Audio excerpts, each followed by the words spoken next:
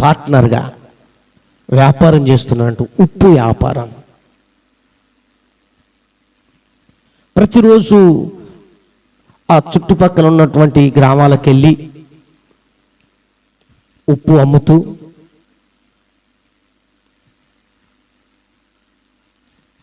వచ్చినటువంటి ఆ డబ్బు ద్వారా జీవనాన్ని కొనసాగిస్తున్నారు. అరే, ప్రతిరోజు మనం మోసుకొని వెళ్ళాలంటే చాలా కష్టమవుతుంది. కాబట్టి మనం అతి తక్కువ చీఫ్గా దొరికే ఒక గాడిదను తీసుకుందాం. ఆ గాడిద మీద ఆ ఉప్పు బస్తాన్ని తీసుకొని వెళ్ళి 1 కానీ 2 కానీ 3 కానీ మనం సొమ్ము చేసుకుందాం, అమ్మి మన జీవితాలను బాగా ఆశీర్వాదకరంగా నడుపుకుందాం అనుకున్నారు. అలానే గాడిదను కొనుక్కున్నారు. బస్తాలను ఆ గాడిద మీద మోపుతూ తీసుకొని వెళ్తూ పని చేసుకుంటూ ఉన్నారు, అమ్ముకుంటూ ఉన్నారు, వస్తున్నారు. ఒకరోజు ఒక గ్రామానికి వెళ్ళారు. ఆ గ్రామానికి వెళ్ళాలంటే వీరి గ్రామానికి మధ్య ఒక వాగు ఉంది. ఆ వాగు దాటాలి.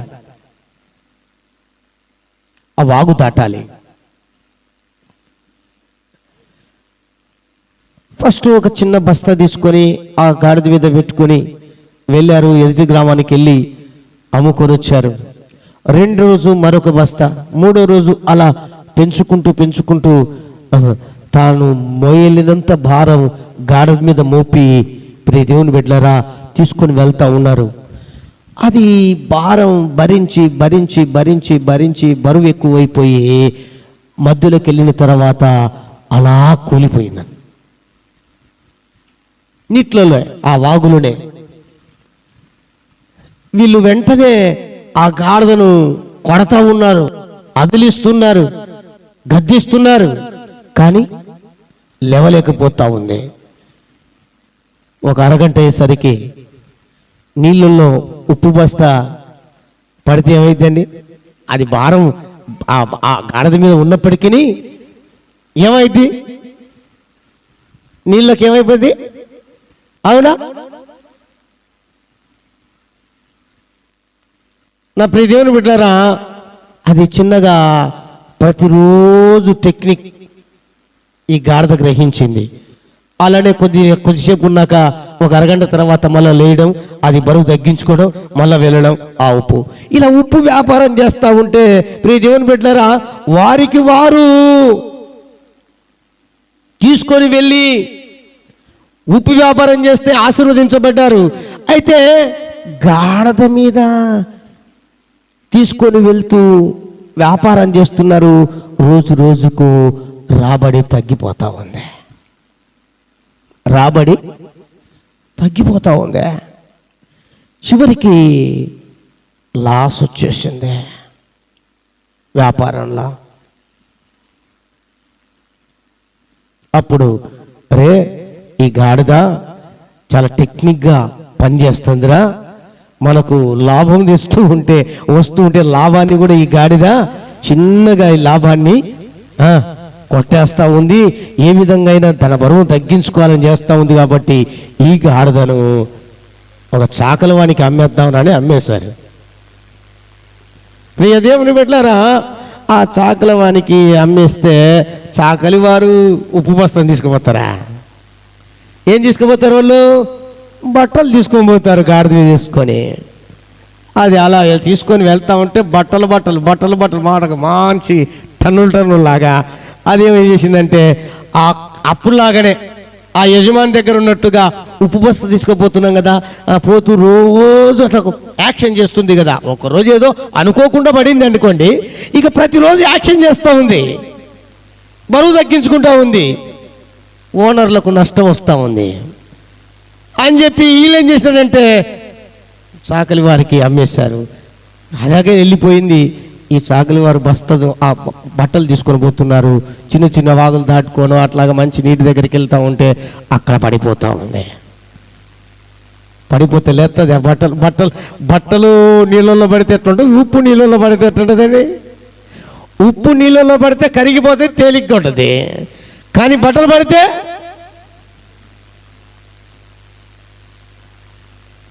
ఈనాడు కూడా మనుషులు ఇలానే తయారైపోయారండి. వెట్టి చాకిరీ చేస్తూ ఉన్నారు. గాడిదల్లాగా, ఎద్దుల్లాగా. ఒక మాటలు చెప్పాలంటే, తిడుతున్నాను కాదు నేను ఈ మాటలతో, ఎంతో రెక్కలు ముక్కలు చేసుకొని కష్టపడుతున్నారు. కానీ కష్టం ఆశీర్వాదంగా మార్చబడుతుందా? మార్చబడట్లా. ఎందుకని? కుయుక్తిగా జీవితాన్ని కొనసాగిస్తున్నారు. కుయుక్తిగా, వాళ్ళకున్న తెలివితేటల ప్రకారంగా, వాళ్ళకున్నటువంటి జ్ఞానం ప్రకారంగా, కొన్నిసార్లు వాళ్ళు ఆశీర్వదించబడటానికి ఎదుటోని అమాయకుణ్ణైనా ముంచేసి నోళ్ళు కొట్టి ఏం చేస్తున్నారు? బతికేస్తున్నారు ఆశీర్వదించబడాలని. కానీ దానికి బదులు ప్రియ దేవుని బిడ్డలారా, మరింత కూరుకొని పోతున్నారన్న సంగతి తెలవట్లే.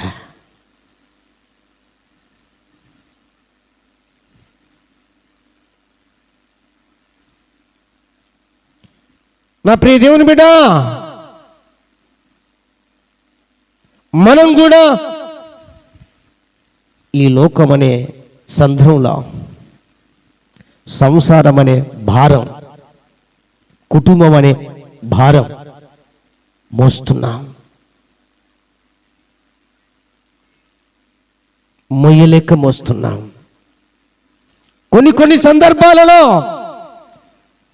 ఇక పడిపోయి చితకలబడి, ఇక ఏమైనా కానిపో, ఏమైనా జరగనిపో, శాస్తి బ్రతికితే బ్రతికి తిని, ఉంటే ఉంటిని, పోతే పోతిని అన్నట్లుగా, ఎక్కడ వేసిన గొంగలు అన్నట్లు అట్లనే పడిపోయిన స్థితి కూడా లేకపోలేదు నాటి ప్రజలకు, మనుషులకు. దేవుడు అంటాడు, ఓ మనుషుడా, మానవుడా, ప్రియ నా దేవుని బిడ్డ, నువ్వు కష్టపడుతున్నావు, శ్రమ పడుతున్నావు,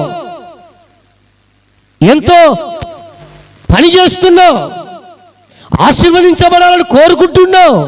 అయితే దానికి బదులు ఇంకా ఇంకా ఇంకా ఇంకా ఆశీర్వాదాలు లేని స్థితిలో నష్టపోతున్నావు. అయితే దేవుడు అంటున్నాడు, ఇదిగో నీ భారం అంతా నా మీద మోపు. దేవునికి స్తోత్రం, హల్లెలూయా. ఎందుకంటే అనుదినం నీ భారాన్ని నేను మోస్తున్నాను. నన్ను బట్టి సంతోషించు, ఆనందించు. ఎందుకంటే ఆయన ఎందుకు సంతోషించమన్నాడంటే, ఆయన మీద మోపితే మన దుఃఖం ఏమైపోతుంది? సంతోషంగా మారుతుంది. మన బాధలు ఏమైపోతాయి? తేలికైపోయి నెమ్మది కలుగుతుంది. మన అవసరాలు ఏమైపోతాయి? యేసయ్య మహిమగల ఐశ్వర్య నామములు తీర్చబడతాయి. మన అనారోగ్యం ఏమైపోతుంది? ఆయన పంచగాయాలలో ఉన్నటువంటి స్వస్థత పొంది ఆరోగ్యంగా మార్చబడుతుంది.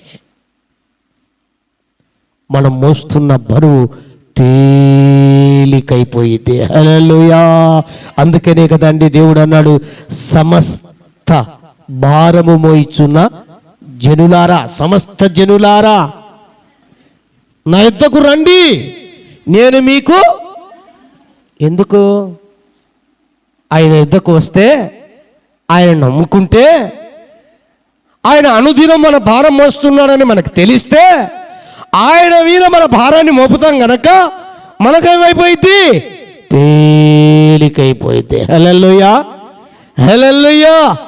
హాయిగా ఉంటాం, నెమ్మదిగా ఉంటాం, సంతోషంగా ఉంటాం.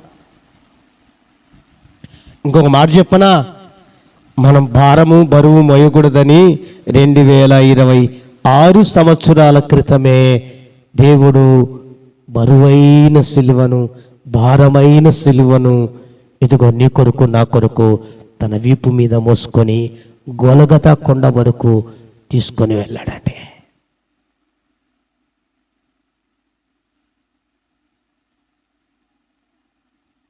నీ భారం, నా భారం, మన భారం అది ఇక్కడ పాప భారమైన, కుటుంబ భారమైన, అనారోగ్య భారమైన, ఆర్థిక భారమైన, సమస్య అనే భారమైన, అది ఏ భారమైన ఆయన తన వీపు మీద వేసుకొని మోసుకొని వెళ్ళడండి. ఇంకా నీవు నీ మీదనే పెట్టుకొని భారమంతా మోస్తూ ఏడుస్తూ కూర్చున్నా, వద్దా, ఈ పుట్టైనా ఇప్పుడైనా ఆయన మీద భారం వేయి. దేవునికి స్తోత్రం, హల్లెలూయా. ఆయన మీద భారం వేయి, సంతోషంగా ఉంటావు. నువ్వు సంతోషంగా ఉండు, ఆయన మీద భారం వేసే ఆనందించు. అందుకని బైబిల్లో రాయబడిన నెహెమ్యా గ్రంథం 8వ అధ్యాయం 10వ వచనంలో ఒకసారి చదువుదామండి. నెహెమ్యా గ్రంథం 8వ అధ్యాయం 10వ వచనం. మరియు ఇట్లా నేను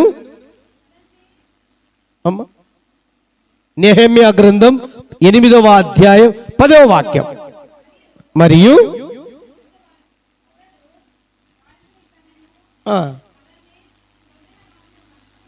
కాదు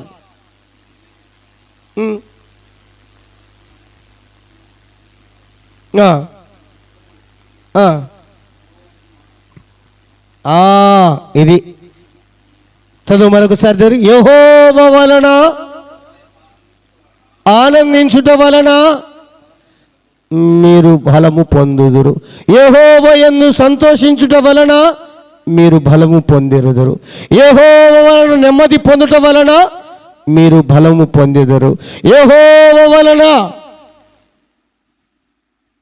ఆనందించుట ద్వారా, సంతోషించుట ద్వారా మనకేం కలుగుద్ది అంటండి?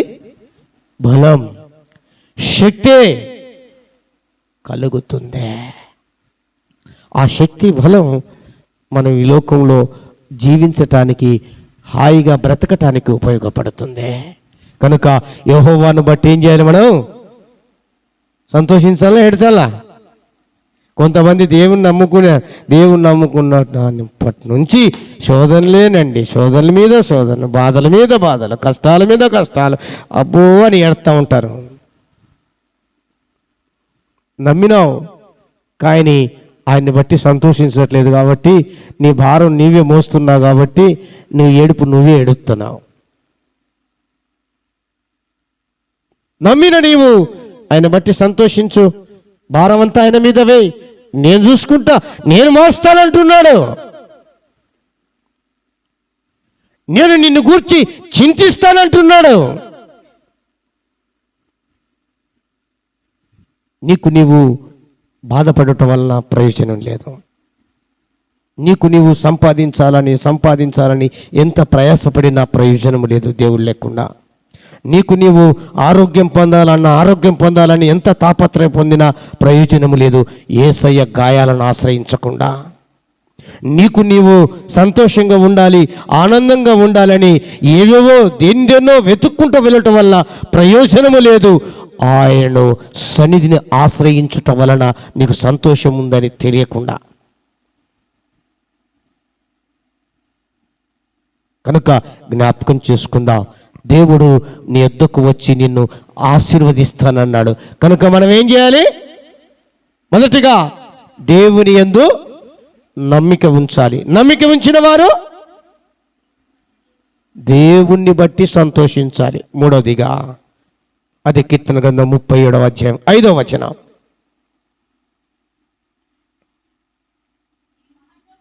నీ మార్గమును యెహోవాకు అప్పగింపుము, నీవు ఆయనను నమ్ముకొనుము, నీ కార్యము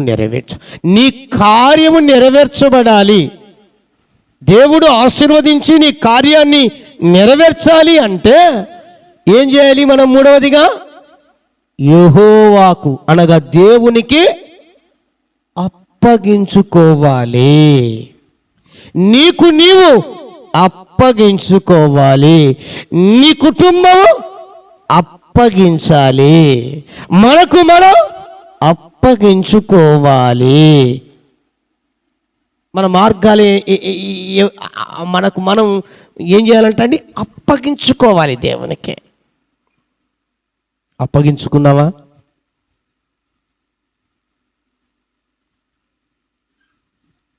మన మార్గాల్లో మన యొక్క త్రోవల్లో, మన పనుల్లో, మన డ్యూటీల్లో, మన చదువుల్లో, లేక మన సేవలో, లేక మనం వెళ్తున్న ఆ ప్రదేశాల్లో,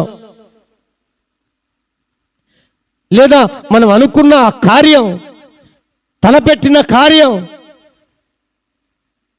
లేదా మనం చేస్తున్న పనులు ఆశీర్వాదకరంగా ఉండాలంటే అప్పగించుకోవాలి. మనం అప్పగించుకోవాలి.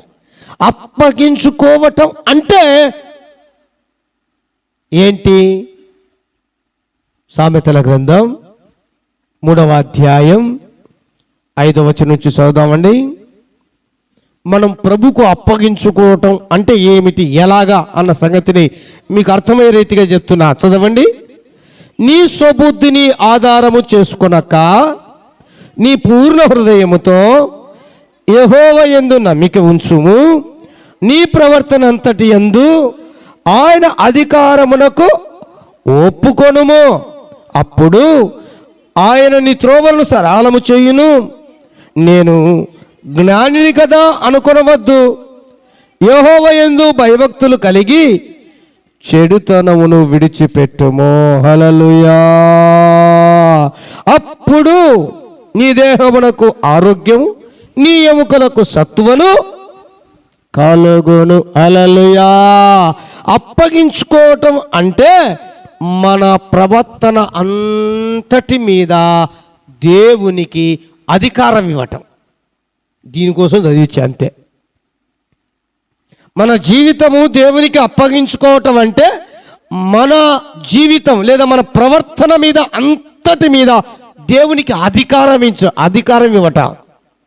మన మీద అధికారం, మన కుటుంబాల మీద అధికారం, మన ప్రవర్తన మీద అధికారం, మన జీవితం మీద అధికారం ఆయనకి ఇవ్వాలి. ఆయన అధికారానికి ఒప్పుకోవాలి, ఓబే కావాలి, అప్పగించుకోవాలి. మరి మన ప్రవర్తన అంతటి మీద ఆయనకి అధికారం ఇస్తున్నావా? ఈ గృహానికి అధిపతి యేసుక్రీస్తే అని ఉంటుంది. కానీ అధికారం ఎవరికి? భార్యనో భర్తనో, కొందరు ఇండ్లలో పిల్లలో. ఏమండి? వారు చెప్పిందే, వారు ఏం చేస్తేదే, వారు ఏం చెప్తేదే, ఏం చెప్పినట్టే వినాలి, నేను చెప్పినట్టు నడుచుకోవాలి. ఏమండి? అధికారం.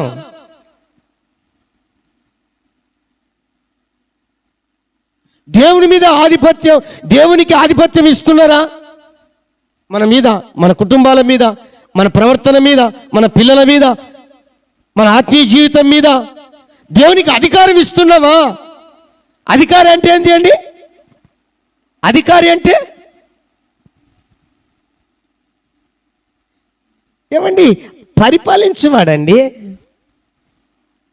పరిపాలించువాడు. పరిపాలిస్తున్నప్పుడు కొన్నిసార్లు మనవి ఏవైనా తప్పులున్నా సరిచేస్తారు. అవునా అండి? మనకి పొరపాట్లున్నా సరిచేస్తారు. లేదా మనం వెళ్ళకూడని మార్గాల్లో ఉంటే ఇది వెళ్ళకూడదని చెప్తారు. లేదా మనం ఎలాగ ముందుకెళ్లాలో ఆలోచన ఇచ్చి, లేదా ఆ జ్ఞానాన్ని తెలియచేసి, లేదా మనం ఏ విధంగా ముందుకు వెళ్ళాలో సలహాలు, సూచనలు, పద్ధతులు ఇవన్నీ కూడా తెలియచేస్తారు. పరిపాలించేవాడు అలాగ పరిపాలిస్తాడు. అంటే మంచిగా పరిపాలించాలి. అధికారే కదా పరిపాలించేది. అధికారం ఉంటేనే కదా పరిపాలించగలిగేది. ఏమండి? మన దేశానికి ప్రధానమంత్రిగా నరేంద్ర మోడీ గారికి అధికారం ఇచ్చారు కనుక ఈ రోజున దేశాన్నంతటిని ఆయన ఎట్ట పాలిస్తున్నాడు అనేది కాదు, ఏం చేస్తున్నాడు ఆయన ఇష్టం. ఆయన నీకు నచ్చినా నచ్చకపోయినా. అర్థమైందా అండి? ఇంకా ఎక్కువ చెప్పండి దీని గురించి. దేవుని మీద మనం అధికారం ఇస్తే ఇక దేవుడు ఇష్టం వచ్చినట్లు మనల్ని నడిపిస్తే ఆ నడిపింపు ప్రకారం వెళ్ళిపోవాలి అంతే. ఆహా, ఇది నా ఇష్టం అంటే కుదరదు, ఇది నాకు నచ్చిందంటే కుదరదు, నాకు ఈ రకంగా అయితేనే నేను చేస్తుంటే కుదరదు, నేను ఇలాగా నేను ఉంటానంటే కుదరదు. ఆయనకు అధికారం ఇచ్చినాక ఆయన ఎట్లయినా 5 సంవత్సరాలు ఎలా పరిపాలిస్తాడో ఆయన ఇష్టం, ఏమైనా పరిపాలించుకుంటాడు. ఎవడు మాట్లాడనీకి లేదు, మాట్లాడిని కూడా చెల్లవు, ఆయన ఇష్టం. కానీ దేవుని మీద అధికారం ఇచ్చినప్పుడు, దేవుడు మనకు పరిపాలకుడిగా ఉన్నప్పుడు ఆయన ఇష్టం ఇక. కానీ ఈ లోకాధికారి పరిపాలించినట్టు పరిపాలించడు. ఆయన పరిపాలన అలాగుండదు. దేవుని పరిపాలన నీతి న్యాయము ఉంటుంది, ధర్మము ఉంటుంది, ఆశీర్వాదం ఉంటుంది. ఇవే ఉంటాయి, మేలే ఉంటుంది. కీడు ఉండవు, శాపం ఉండదు, లేదా చెడు ఉండదు, లేదా పక్షపాతం ఉండదు. చిన్నోడే పెద్దోడే, ఈ కులమే ఆ కులమే, ఆ మతమే ఈ మతమని ఇట్లా వర్గ విభేదాలు ఉండవు. లేకపోతే ఈ దేశం ఆ దేశం, ఈ ప్రాంతం ఆ ప్రాంతం, మనోడు ఆ ఊరోడు, మన రాష్ట్రం ఈ రాష్ట్రం, ఇలా ఉండవు. యేసయ్యకు అధికారం ఇస్తే ఆయన అధికారం ఎలాగుంటుందంటే నిష్పక్షపాతంగా ఉంటుంది. హల్లెలూయా. నీతియుక్తముగా ఉంటుంది. హల్లెలూయా. న్యాయంగా ఉంటుంది. హల్లెలూయా. ధర్మంగా ఉంటుంది. హల్లెలూయా. మంచిగా ఉంటుంది, మేలుకరంగా ఉంటుంది. మన జీవితాలలో దేవుని పరిపాలనకు మనం అప్పగించుకోవాలి. హల్లెలూయా. మన ప్రవర్తన అంతటి మీద అధికారం ఆయనకిస్తే ఆయన చూసుకుంటాడు. ఇక అది మనకు మేలు కలుగునట్లుగానే, అది మనకు ఆశీర్వాదం కలుగునట్లుగానే, అది మనకు దీవెన కలుగునట్లుగానే, అది మనకు క్షేమంగా ఉండినట్లుగానే, అది మనకు మన కుటుంబాలకు ప్రయోజనకరంగా ఉండునట్లుగానే పరిపాలిస్తాడు. కనుక జ్ఞాపకం చేసుకుందామండి. నీ తలంపులు పక్కన పెట్టు, నీ ఆలోచనలు పక్కన పెట్టు, నీ జ్ఞానం పక్కన పెట్టు, నీ తెలివితేటలు పక్కన పెట్టేసేయ్, దేవునికి అప్పగించేసుకో. దేవుని ఆలోచనలకు చోటివ్వు, దేవుని తలంపులకు చోటివ్వు, దేవుని మార్గానికి అవకాశం ఇవ్వు. ఏమండి, నీ తలంపుల ప్రకారంగా, నీ ఆలోచన ప్రకారంగా నువ్వు వెళ్తే చిక్కుల్లో పడిపోతావు, సమస్యలు పడిపోతావు, శత్రువుకు చిక్కిపోతావు. దేవుని ఆలోచన ప్రకారం వెళ్ళు. ఒకవేళ సమస్యలు పడినా, శత్రువు చేతికి అప్పగించబడినా, లేదా అనారోగ్య పరిస్థితుల్లో చిక్కుని పోయినా, దేవుని ఆలోచనకు, దేవుని తలంపులకు, దేవుని అధికారానికి చోటిస్తే ఆయన వాటిలో నుండి నిన్ను బయటికి తీసుకొని వస్తాడు. హల్లెలూయా. ఎందుకంటే ఆయన నీకు మేలు చేసే దేవుడే కనుక. హల్లెలూయా. కనుక మనము ఏం చేయాలంటే మన సుబుద్ధినో, మన తలంపులనో, మన జ్ఞానాన్నో, మనకున్న సోర్సునో, మనకు ఉద్యోగమునో, మనకు చేసుకున్న ఆ పనికో, లేదా మనకున్నటువంటి వారికో ఆధారం చేసుకొని, ఈ లోకాన్ని ఆధారం చేసుకొని నడవక దేవుని ఆధారం చేసుకుందాం. హల్లెలూయా. శరీరులతో ఆధారం చేసుకోవద్దు, దేవుణ్ణి ఆధారం చేసుకుందాం, దేవునికి అప్పగించుకుందాం. నమ్మిన నీవు, దేవుని యందు సంతోషిస్తున్న నీవు ఆయన చేతులకు అప్పగించుకో. దేవుడు అద్భుతంగా నిన్ను నీ యొద్దకు వచ్చి ఆశీర్వదిస్తాడు. హల్లెలూయా. ఒకటి చెప్పండి, దేవుడు నీ యొద్దకు వచ్చి నిన్ను ఆశీర్వదించాలి అంటే దేవుని యందు నమ్మిక ఉంచాలి. 2, దేవుని బట్టి సంతోషించాలి. 3, యెహోవాకు అనగా దేవునికి అప్పగించుకోవాలి. 4వదిగా అదే కీర్తన గ్రంథం 37వ అధ్యాయం 7వ వచనం. త్వరగా నేను ముగిస్తాను. యెహోవా ఎదుట మౌనముగా ఉండి చాలు. ఏం చేయాలంట అండి? మౌనంగా ఉండాలంట. ఎవరి ఎదుట?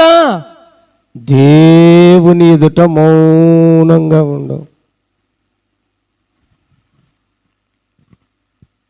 అప్పుడు దేవుడు ఏం చేస్తాడో తెలుసా?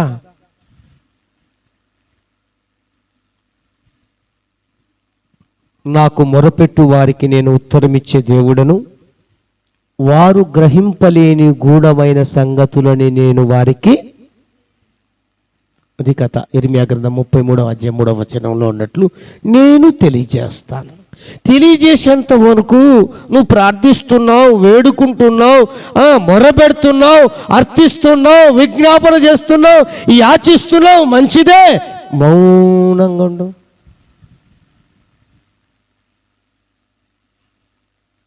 వాళ్ళు వీళ్ళు ఏం భక్తి అబ్బా,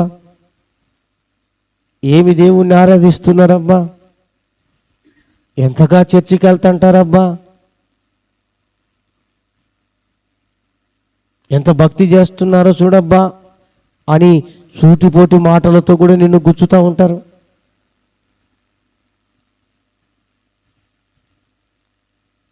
కొన్ని అపనిందలు మోపి నిన్ను బాధ పెడుతూ ఉంటారు. కొన్నిసార్లు నీ మౌనానికి ఇవి పరీక్షేమో గ్రహించు. ప్రతి వారికి ఆన్సర్ చేయాల్సినంత అవసరం లేదు. నీ క్షేమాన్ని కోరేవారు, నీ ఆశీర్వాదం కోరేవారు, నీ మేలు కోరేవారు, నీ కుటుంబం యొక్క ఉపకారమును కోరేవారు, వారికి ఏదైనా ఆన్సర్ ఇస్తే ఆన్సర్ ఇవ్వు. కానీ నీవంటే గిట్టని వారికో, నువ్వంటే పడని వారికో, నువ్వంటే కన్నెర చేసేవారికో, నువ్వంటే ఆడిపోసుకున్న వారికో, నువ్వంటే చిన్నచూపు చూసేవారికో, నువ్వంటే నీ కుటుంబం అంటే లెక్కలేని తరములో ఉండేవారికో, నీవంటే పెదవిచ్చేవారికో నువ్వు ఆన్సర్ ఇవ్వాల్సిన అవసరం లేదు. మౌనంగా ఉండు చాలు. మౌనంగా ఉండు. దేవుడు తన పని చేసుకుంటూ వస్తాడు. హల్లెలూయా, హల్లెలూయా. మౌనంగా ఉండు. చెప్పినా అర్థం కాలేదా? మౌనం అయిపో. ఎంత మాట్లాడినా తెలుసుకోలేకపోతున్నారా? మౌనంగా ఉండిపో. అందుకనే బైబిల్లో ఒక మాట రాయబడింది, నీతిమంతుడు నీతిమంతునిగానే ఉండనిమ్ము, పరిశుద్ధుడు పరిశుద్ధునిగానే ఉండనిమ్ము. ఇంకా చదవండి మాట, ప్రకటన గ్రంథం 21వ అధ్యాయం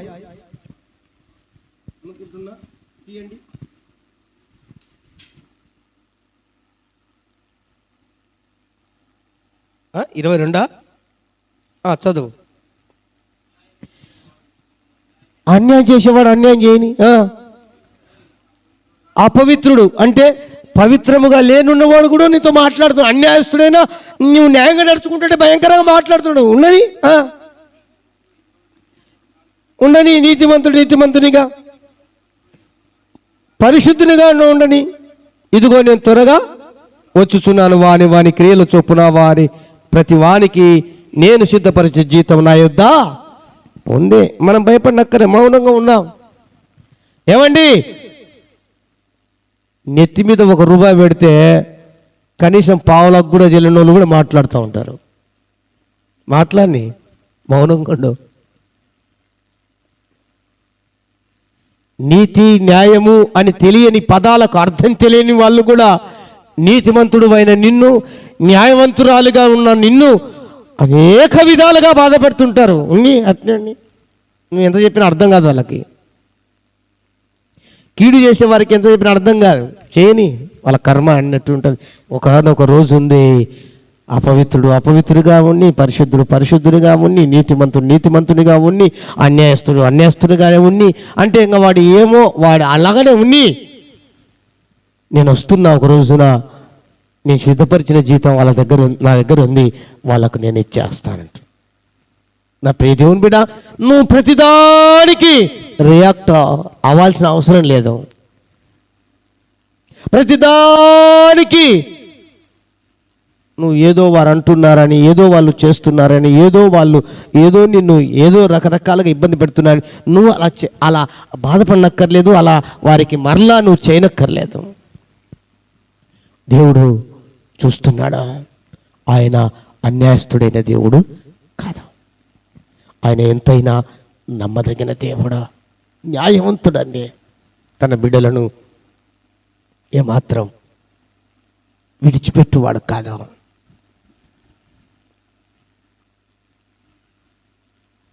తన బిడ్డలను ఏమాత్రం అనేక అన్యాయస్తులు లేదా దుర్మార్గులు లేదా అనీతిమంతులు లేదా ఎందుకు పనికిరాని వారు ఎన్ని విధాలా నిన్ను ఆడిపోసుకుంటున్నా, నువ్వు మౌనంగా ఉన్నావని ఇంకా రెచ్చిపోతున్నా ఉండు, అలానే మౌనంగా ఉండు, దేవుడు చూసుకుంటాడు, నేనున్నాను నీ పక్షాన అంటున్నాడు. హల్లెలూయా, హల్లెలూయా. అందుకు ఆయన అన్నాడు, నేను కాదు, నువ్వు కాదు చేసేది, నీతో చేయు వారితో నేను యుద్ధం చేస్తానన్నాడు. ఎవరితో? యెహోషువతో అన్నాడు అన్నమాట. నువ్వు కాదు యుద్ధం చేసేదే, నీతో ఎవరు చేస్తున్నారో వారితో నేను చేస్తానన్నాడు. అందుకని ఈ సంవత్సరాన దేవుడు మనతో చెప్పాడు, మన పక్షాన మన దేవుడు యుద్ధం చేస్తాడా. ఎలా చేస్తాడో తెలుసా?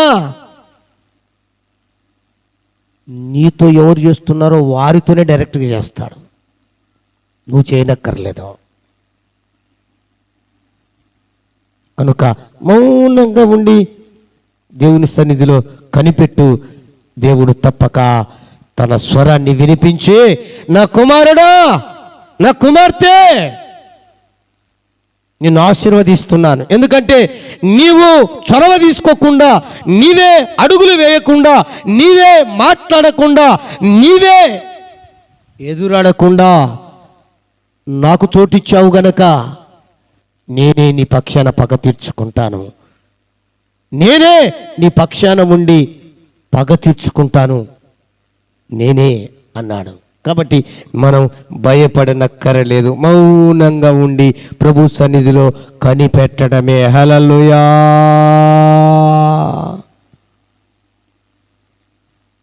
ఇక 5వదిగా చూడండి, అదే పరిశుద్ధ గ్రంథంలో 37వ అధ్యాయం 8వ వచనం.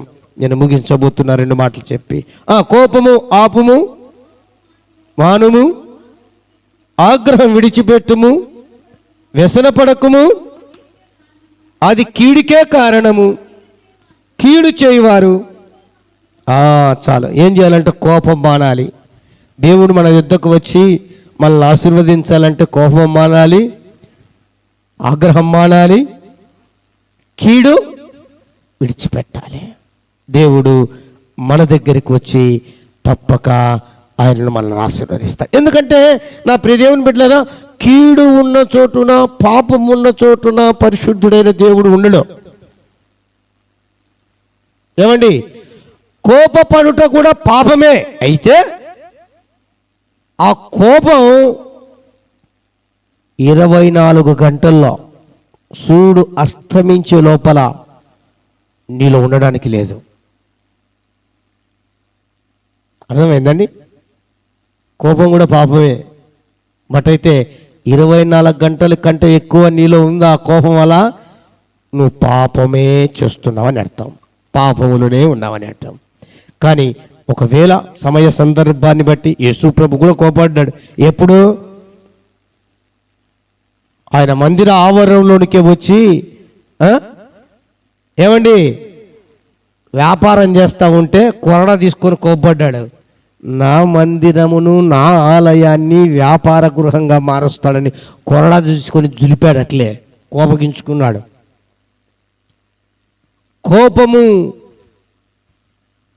అందుకని బైబిల్లో రాబడి కోపపడు కానీ పాపము ఏమండి, కోపపడు కానీ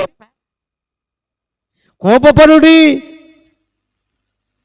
పాపం చేయకుండా ఉండాలంటే కోపడిన వారు 24 గంటల్లో ఆ కోపం ఆ ఎదుటి వ్యక్తి మీదనో ఆ మనిషి మీదనో ఉంటే తీసేసుకోవాలి. దేవునికి స్తోత్రం. హల్లెలూయా, హల్లెలూయా.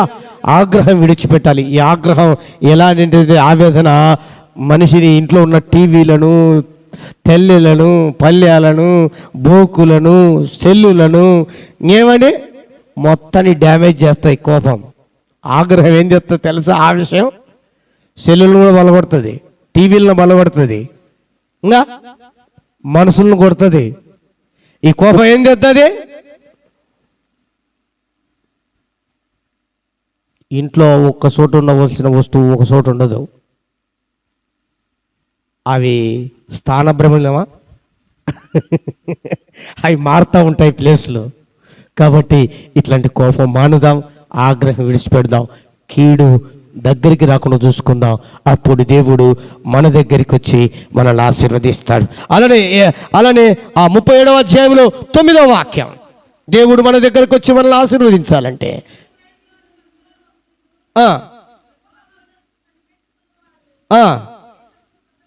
ప్రైజ్ గాడ్, హల్లెలూయా, ఆయన కొరకు కనిపెట్టుకోవాలి. ఎలా కనిపెట్టుకోవాలి? సామెతల గ్రంథం 8వ అధ్యాయం 34వ వచనం. 8వ అధ్యాయం 34వ వచనం సామెతల గ్రంథం. అనుదినము నా గడప యొద్ద కనిపెట్టుకొని నా ద్వారబంధముల యొద్ద కాచుకొని నా ఉపదేశం వినువారు ధన్యులు. హల్లెలూయా. ఎవరు ధన్యులండి? అనుదినము దేవుని కడపల కాదు, దేవుని గడప యొద్ద. దేవుని కడపలో ఉన్నా దేవుని గడప యొద్దకు రావాలి.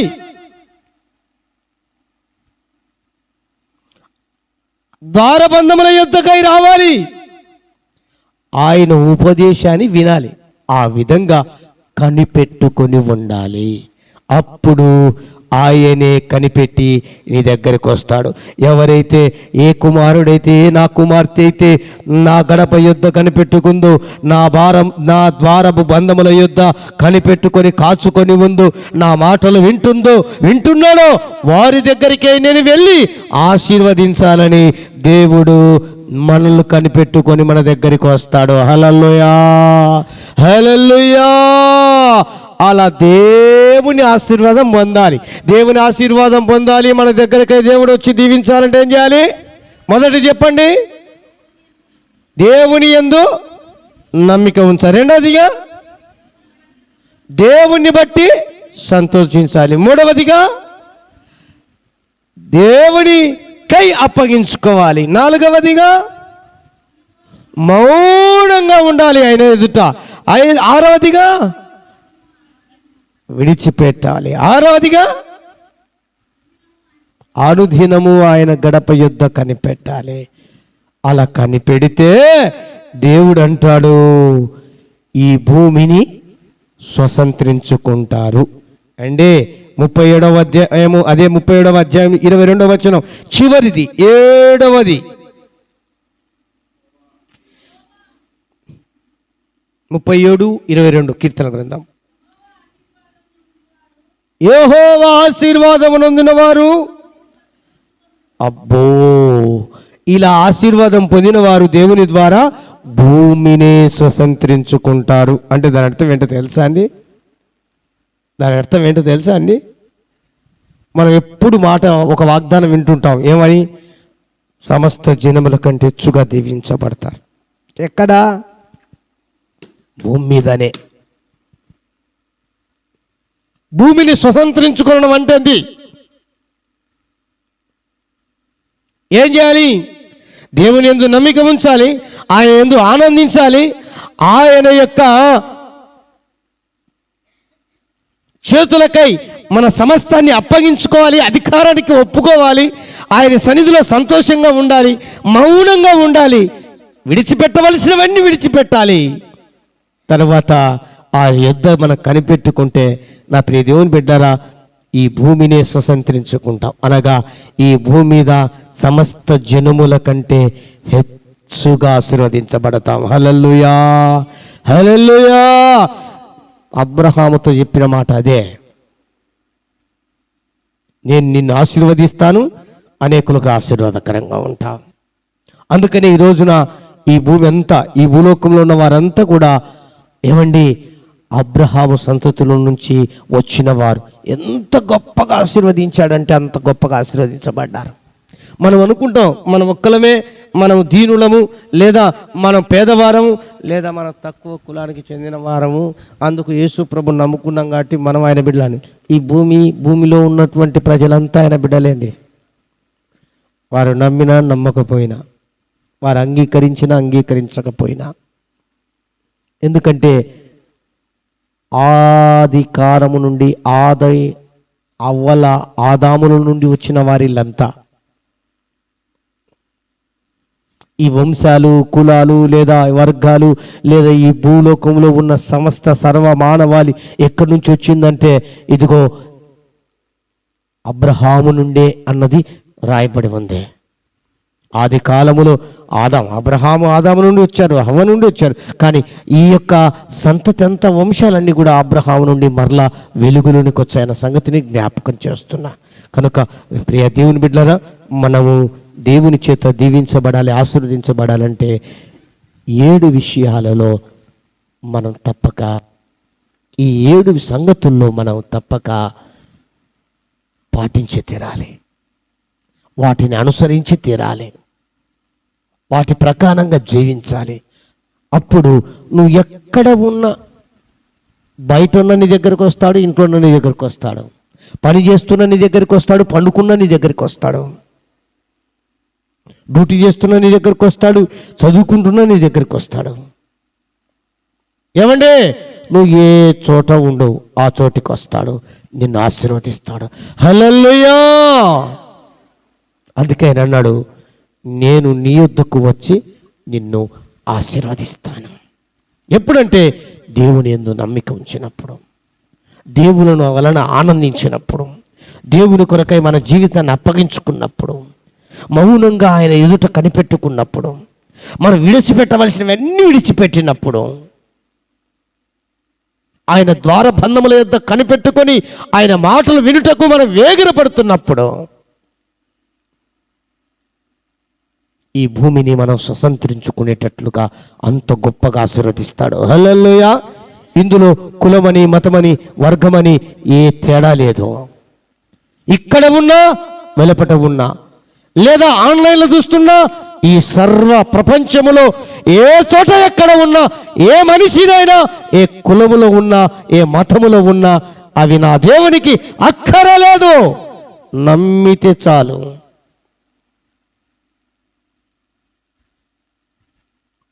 ఆయన్ని ఆశ్రయిస్తే చాలు, దేవుడు గొప్ప కార్యాలు జరిగిస్తాడు. ఆ చోటుకెల్లా వెళ్ళి ఆశీర్వదిస్తాడు. ఆ రకంగా ప్రభు ఈ రోజున మనతో వాగ్దానం చేస్తున్నాడు. ఈ 2వ నెలలో ప్రభు, నేను మిమ్మలను ఆ విధంగా ఆశీర్వదిస్తాను, నేను దీవిస్తాను, ఈ మాసమంతట్లో దీవిస్తాను. అయితే ఈ 7 విషయాలలో మీరు నా కొరకై ముందుకు వెళ్ళగలిగితే చాలు, మీరు ఎక్కడున్న ఆ చోటికి వచ్చి దీవిస్తాను. మోకరించండి, ప్రార్థన చేసుకుందాం. చేతులు జోడించి కళ్ళు మూసుకుందాం, ప్రార్థన చేసుకుందాం.